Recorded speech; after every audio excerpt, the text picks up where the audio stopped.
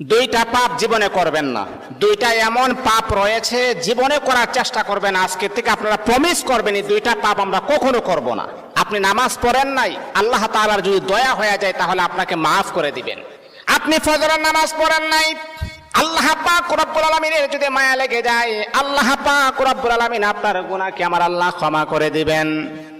আপনি যদি নফল নামাজ ইবাদত বন্দেগী কম করেন, আমার আল্লাহ কিন্তু আপনাকে মাফ করে দিবেন।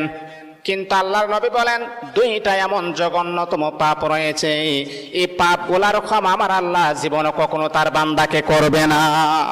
দুইটা পাপ এমন জঘন্যতম পাপ, এগুলা করা যাবে না। এক নাম্বার হচ্ছে অন্যের হক নষ্ট করা। অন্যের হক কখনো নষ্ট করবেন না। আজকে নিজের ভাই বোনের হক নষ্ট করে দেয়, অন্যের হক নষ্ট করা যাবে না। দুই নাম্বার হচ্ছে আল্লাহ পাক রব্বুল আলামিনের সাথে শিরিক করা। যদি কোনো বান্দা আল্লাহ পাকের সাথে শিরিক করেন, আমার আল্লাহ